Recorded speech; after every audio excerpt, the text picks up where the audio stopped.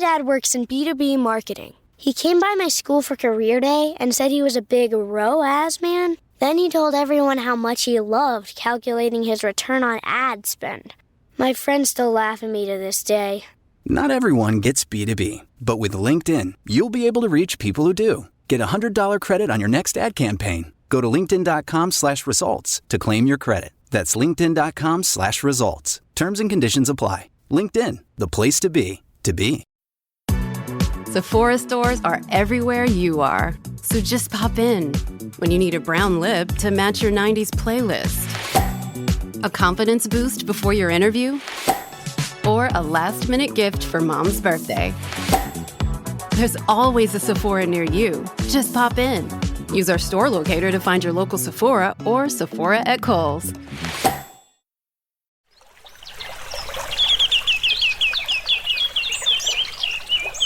Welcome to NatureBack podcast. My name is Tarmo Virki, and today my guest is Clover Hogan, an activist and a keynote speaker at the upcoming Impact Day festival in Tallinn. Welcome to NatureBack, Clover. Thank you so much for having me. Tell us how you have got into the climate field. I'll try to keep this to the short version. So I'm originally from Australia.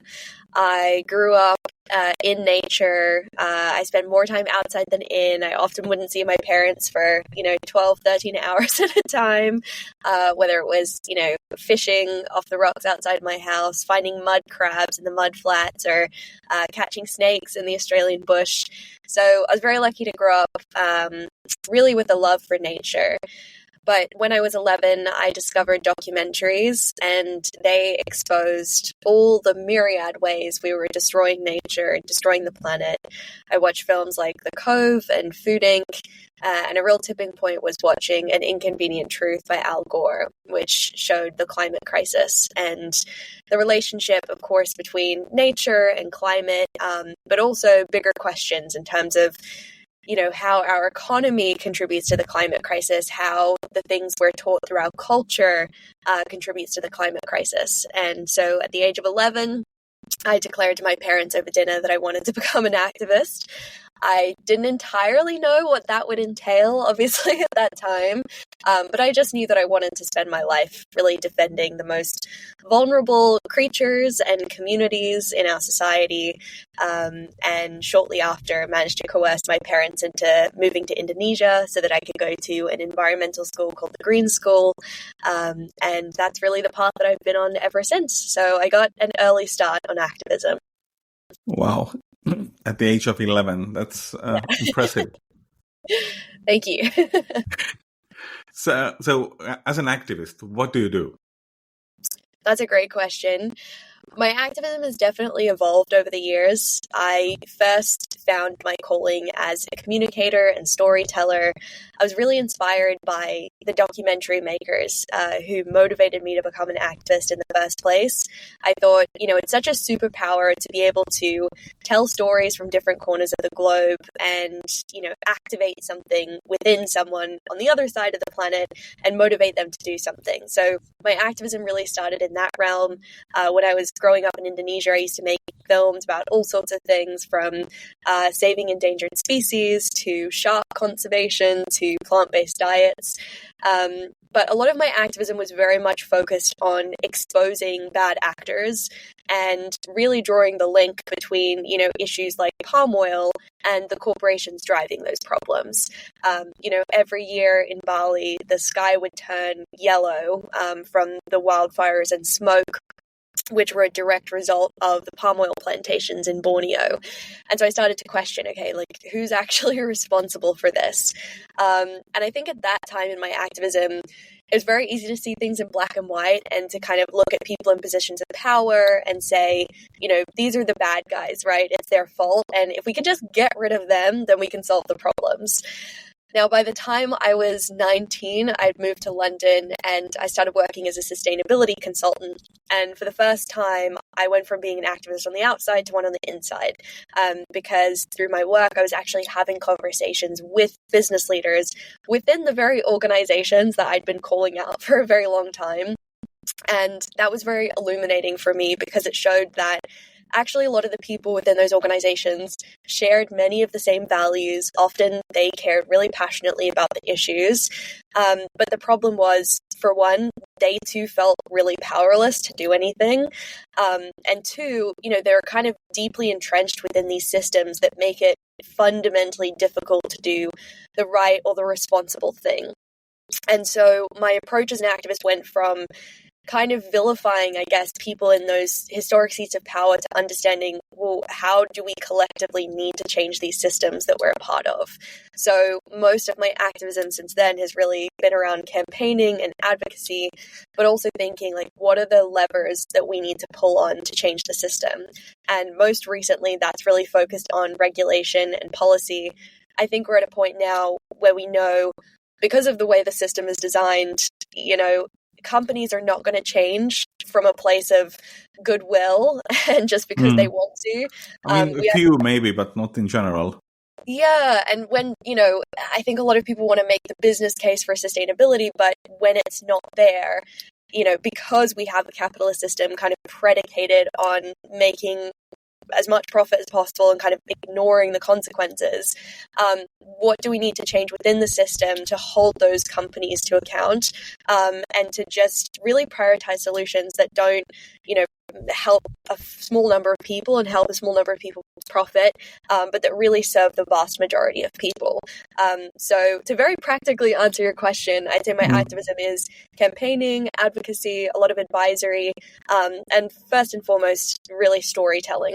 And it sounds a little bit like you have grown up in a way.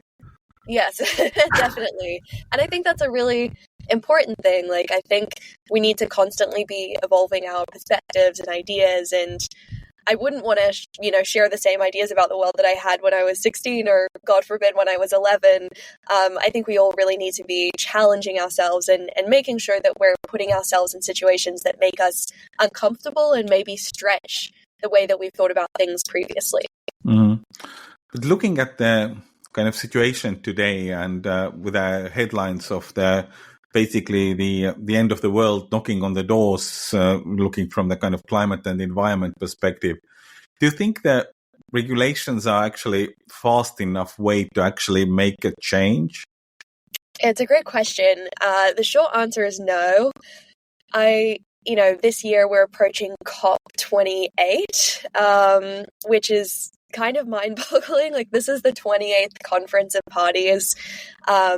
It's, the one convening space where we have world leaders coming around the table to reevaluate and set more ambitious commitments. And yet what we've seen is that, for one, the commitments themselves are nowhere near ambitious enough. They don't align with the science. But also a lot of countries and companies, for that matter, are failing to even deliver on those commitments.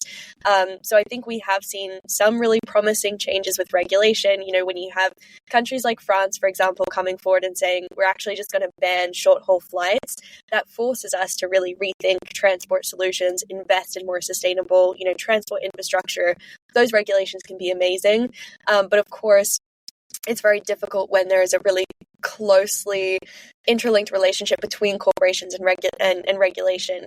There was an interesting study last year that came out that found that 58% of corporations that have put forward climate commitments have also been lobbying in direct opposition to those commitments.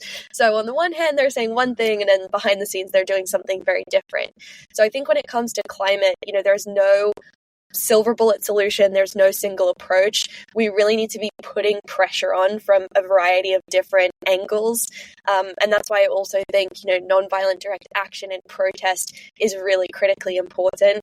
We need to not only hear from regulators, but we need people actually voicing what they care about in the streets. And study after study finds that, the majority of citizens around the world want their governments to be doing more on climate. But that's not always translating to real policy change. So we need, for sure, just a variety of different approaches. The really worrying development I've seen lately is also companies actually giving up on their climate targets, which is like mind-boggling. Yeah, for sure. I'm not sure if you've observed this as well, but it definitely feels like a few years ago there was this real momentum around climate. I think, particularly young people through the Youth Strikes for Climate in 2019 and, global movements like Extinction Rebellion, it felt like there was so much energy, and the media were really centering climate as well. It felt like it was going further and further up the agenda for lots of different, policymakers and world leaders. And unfortunately, we've seen such a stagnation in the past couple of years and an active reversal as well. And many of the corporations who for years have been saying, we want to be climate leaders, give us more influence, more resources to do that, have been investing in the opposite. And I think fossil fuel companies are a very black and white example of that, in the past couple of years, particularly in the wake of the Russian-Ukraine war. There was an explosion in profit. I believe 5 companies made over $200 billion off the back of the war. And instead of investing that resource into sustainable energy, sustainable transition, we saw a lot of them actively reversing their commitments. And we've, in line with that, also seen an explosion of greenwashing. So more and more companies talking about doing the right thing, talking about how important it is, but again, doing something very different. Unfortunately, I don't think there's enough transparency and there's not a really healthy call-out culture of those organizations. And my experience, with the media in the UK is that it spends a lot of time, vilifying activists, vilifying movements like Just Stop Oil. Whether you agree or disagree with their tactics, activists are often being framed as, extremists, terrorists. Climate movement is often referred to as the climate cult by outlets like the Daily Mail and the Sun. And yet there's no real accountability for the corporations who are raking in profit while people are struggling to pay their energy bills. So a lot of what we're kind of taking in from the media is really, really heavily skewed. And we need to get a lot better of actually holding those companies to account when they set forward commitments so that they can't quietly reverse them or do the opposite in the background. Mm. The kind of the historic fact that carbon footprint was an invention of the BP's PR department or the campaign was, wow. Yeah, I know. I remember just wanting to bang my head against a wall when I found that out, but also not feeling super surprised. I think we have a very limited view of just how much fossil fuel companies have shaped policy, but also our messaging and our thinking around the climate crisis. We have the CEO of Exxon a couple of months ago coming out and, no longer denying climate change, which is what these companies did for a long time, but saying, well, responsibility doesn't lie with companies like ours. It lies with the everyday consumer, right? Yeah. It's because you're unwilling to pay for greener energy, not acknowledging the fact that, of course, fossil fuels receive trillions of dollars in subsidies every single year from governments around the world, and we're not investing in renewables and cleaner technologies to make them more affordable for people. So it's a very convenient kind of get out of jail free card for them to say, well, it's actually up to everyday people, many of whom don't have the privilege of time or money to invest in more sustainable solutions. So again, that's a really clever tactic of greenwashing that needs to be called out. And I think for me, I want to see less focus on, carbon footprints and lifestyle changes and much more on the systemic solutions that actually redistribute wealth and redistribute power as well. On calling out the greenwashing, is there any hope media could be up to doing it, or who could be the party to actually do that? Yeah, it's a great question. The first thing I would say is that the EU has actually been doing a really good job the past couple of years of passing legislation to really stop it in its tracks. I think the hard thing is that, a lot of marketing agencies are getting better and better at greenwashing and more subversive forms of greenwashing. So it's a little easier to regulate something as simple as, very vague claims of a product being sustainable or green. H&M, they have their conscious collection, but of course that doesn't mean anything. And in fact, there was a study that came out specifically on H&M, which found that 98% of its sustainability claims were completely fabricated, right? So those examples, it's a little easier to actually say, well, this is categorically wrong. But it's quite hard when it comes to commitments, for example, because politicians do this as well, right? It's easy to say, well, we're going to do all of this stuff in the future and then quietly reverse that. Coca-Cola is another example. They set out some really ambitious kind of plastic commitments around phasing out single-use plastic. And then in the background, without telling anyone, they pushed those commitments further and further into the future. So I'd say regulation is really important. And again, I'd say, events and conferences no longer choosing to be sponsored by major corporations. That's a really practical way that events like to align themselves with sustainable practices. There's also youth washing. So there's greenwashing, woke washing, which kind of relates to identity politics. And then now there's youth washing. So a lot of companies want to align with young progressive people because, again, it shines like a golden light on them. It makes them look better. So I think those of us working in these movements have to really draw a line in the sand to say we're not willing to engage in a public capacity with these organizations. I'm all for engaging behind the scenes if they genuinely want to have a conversation, but not if it's merely to improve their image. Mm. The COP meetings being organized in the countries of the worst fossil fuel track record. It's I don't know. Is it kind of war? I mean, it is worrying from my perspective. Yeah, absolutely. I mean, COP really needs to be a neutral negotiation ground, right? And what we've seen, with COP being hosted in the UAE last year and then Azerbaijan this year, these are countries that have made their wealth through fossil fuels quite single-handedly. And that would be one thing, but the second issue is just how many fossil fuel representatives there are at these conferences. So last year we saw a record-breaking number of fossil fuel lobbyists who were actually participating in the negotiations, who were in the room. I believe they were one of, if not the largest delegation, more so than any one country. So you have to ask if a conference can really be a neutral space if you have such vested interest in the room. So there's a real push from activists to make sure that those lobbyists are not representative, and instead make sure that the people who are disproportionately affected by the climate crisis are in those rooms. So frontline communities, low-lying countries.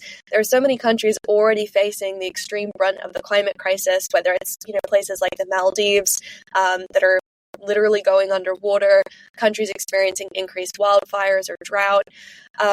Those are the communities that really need to be front and center. And of course, women who are disproportionately affected by climate and young people who are going to inherit the worst impacts of the climate crisis. Yes, to whom we are leaving the world, right? Yes, exactly. And who I think also bring a kind of dynamism and energy to the climate conversation that's really important. I love working with young people because there's such a natural ability to kind of call out BS and say, that is categorically wrong. I think that is what was so powerful about Greta Thunberg, was her ability to kind of speak truth to power. And that really resonated with so many young people in my generation and even younger. So yeah, I think COP is a necessary instrument, but we need different approaches. And if we're going to focus so much attention on COP, we need to make sure it's not a failed process or a corrupted process before we even walk in the door. Because, it is needed process, but if we look at the results, it's not really working. Yeah, and it's a hard one because I think, there is so much hope and energy out of COP21 and the Paris Agreement. It was really the first time there was this, admittedly non-binding, but agreement in place that lots of countries, signed up for. And having spoken to people who were in the negotiation room, really felt like they were achieving the impossible, right? And it was at the very last moment that things kind of came together rather than falling apart. But what we've seen is that because they are non-binding agreements, a lot of countries have actively kind of backtracked, and there's so much finger pointing. Whenever I talk about climate in the UK, for example, there are people in the audience saying, okay, but what about India and what about China, and why should we have to do X, Y, Z if, they're not living up to their commitments? And so I think we need to focus less so on, okay, what's the next door neighbor doing, and actually what are we living up to within our own country? And, in a country like the UK, what's our historic responsibility as well? And that segues into a conversation around loss and damages, and ensuring that countries that haven't had the privilege of going through their industrial revolution are financially supported through these transitions as well, and ensuring, that it is a just transition, that when we're talking about solutions, we're not kind of glossing over the communities who are most vulnerable.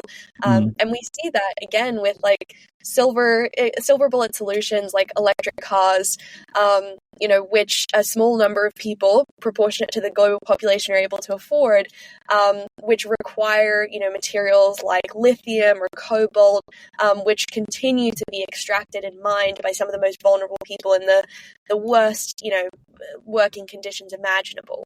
And so again, when thinking about solutions, we really have to say, okay, how do we make sure it's just? How do we repair the damage that has been done historically through a long legacy and history of colonization? And again, how do we ensure that for the first time, we're really making sure that all of those voices are centered and not continually being relegated by the countries that do have the most power? Now in September 2024, you're not 11 anymore. Do you call yourself an optimist still? Oh, I don't really consider myself an anything-ist. In part because my feelings change so much every day. I think, there are so many times, particularly in the past few months, where I've felt really downtrodden about the state of the world, about the future. I think anytime I go on social media, whether it's seeing, the genocide in Palestine and the, continued bombing of innocent civilians, or it's reading the latest climate science and how we've, crossed yet another irreversible climate tipping point, whether that's related to melting ice caps or sea level rise or, desertification in places like the Amazon, it's really, really easy to just feel very overwhelmed. And so I'd say I have to be very intentional about, where I kind of take information in and how I take that information in a way that continues to keep me tethered to the problems and, keep my eyes open, which I think is a responsibility we all have, but that also cultivates a feeling of agency and sense of empowerment that, change is possible. And so that for me looks like spending a lot of time with people who are at the grassroots, who are getting on with leading solutions. I think the problem with the media is obviously there is such a negative bias that, more and more we have access to all of the problems that are happening around the world, but we don't really hear about the incredible solutions that already exist. There's an amazing resource called Regeneration, specifically regeneration.org, which is curated by Paul Hawken, a climate scientist. And it's the most comprehensive kind of stockpile of solutions. And what's super cool is that, again, these aren't kind of like sci-fi utopian solutions. They're things that already exist today, from how we restore the world's tropical forests to bringing an end to fast fashion, to rethinking our economy and what we put a value on. And I love that resource because it not only goes into the change needed, in every industry, it also looks at the change needed across different spectrums. So, from the individual level all the way through to, companies and of course countries and like regulation and policy as well. And it highlights the organizations and initiatives who are already leading on those solutions. So I don't have an easy answer to your question, but I'd say for me, it's a very conscious practice to focus on, what keeps me feeling hopeful, what keeps me feeling optimistic, or else I just won't want to get out of bed in the mornings. I can recommend skipping the social media part because by nature, the social media algorithms are they're playing on the viewers' habits of looking for negative and, playing us against each other in a way. So yeah. I can recommend, also to the listeners to look at the real media. The social media is just kind of the badly named, whatever you call the platform. Yeah, absolutely. And I think just have more conversations with people as well. I feel like the world feels very polarized right now, particularly politically. You can't imagine a more kind of divided public when it comes to, politics in America, but also the rise of, the alt-right and fascism in Europe. But what continually surprises me is that if I just have conversations with people in the street, yes, we may have, difference in perspective in politics, but actually at the end of the day, there's so much more that we share in terms of beliefs, values. And for me as a climate communicator, I think it's my job to really understand what those shared values and feelings are so that we can get out of this kind of echo chamber. And a lot of people are quite surprised to hear just how much kind of infighting and divisiveness there is within the climate movement, right? You would think that we would all kind of be on the same page, but actually there's a lot of disagreement. And I think in many ways we're kind of forgetting how to disagree respectfully, and in a way that invites, a diversity of ideas in, and that doesn't necessarily say, okay, well, one approach or one perspective is better than another. And so it's an active practice for me to have those conversations that, back to the start of our conversation, invite me to challenge my ideas and get outside of my comfort zone, but that also just focus on understanding where other people are rather than trying to tell them where they should be. That's a good point. Somebody here recently in the series said that the key part of climate communication is the listening part. Yes. That's not done enough. People are often thinking about their messages and how to say this and how to say that, but listening to the audience is not that often the question. Yeah, absolutely. And I've been to so many workshops that are focused on, finding the most effective climate narrative, right? Like, what's the story that's going to crack through? And if there's one thing I've learned, it's that there is no one story, right? Everyone cares about things for really different reasons, and that's okay, right? And I think we can all be a little bit less precious. I think when I started out as an activist, it was born from this deep place of care and passion, but that can also be a little blinding sometimes. And I remember wanting to shake some of my friends and family by the shoulders and say, why don't you care about this thing? And why don't you care about it for the same reasons I care about it? And it was a real practice in first understanding what the people in my life cared about, what was important to them. And then rather than expecting them to meet me where I was at, putting in the effort as a communicator to go where they are and understand, okay, well, what's on your mind? What are your fears or concerns? Or what are your hopes and dreams? And how can I find a bridge between where I stand and where you stand? I think that's something we need to get way better at in climate and probably all aspects of our life as well. I mean, you said that in your teens you were very much a climate activist. Do you still consider yourself as a climate activist? Or just another kind of climate activist? Yeah, I mean, I think activist is not a word we should try to define too narrowly.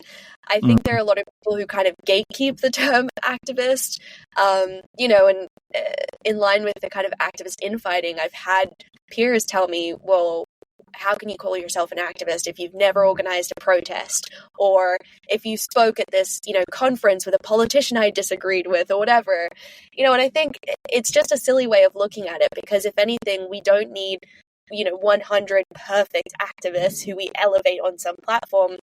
We need millions of people counting themselves in as activists, whether they want to use that language or not. For me, activism simply means being someone who cares and making the choice to act on that care. And that can look like so many different things.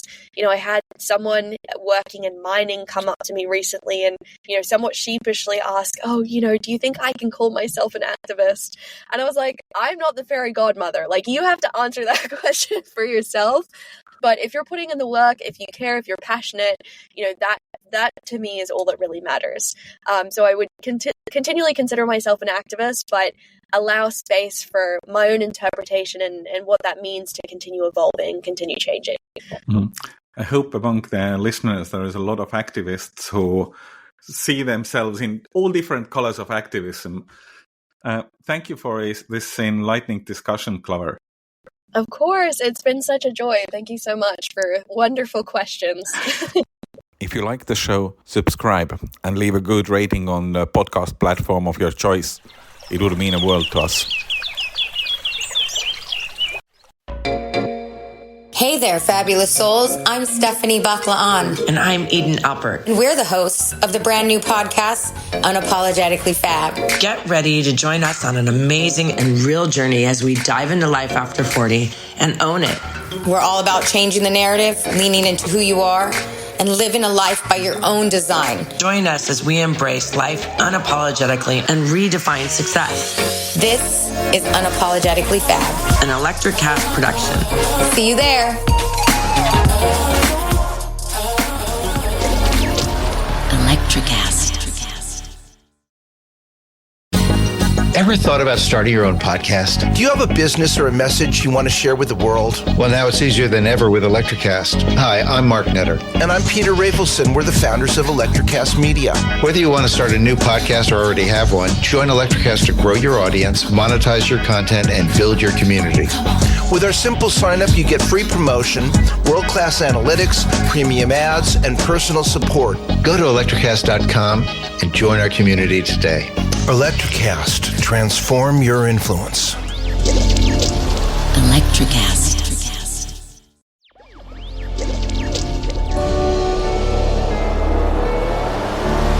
Electricast.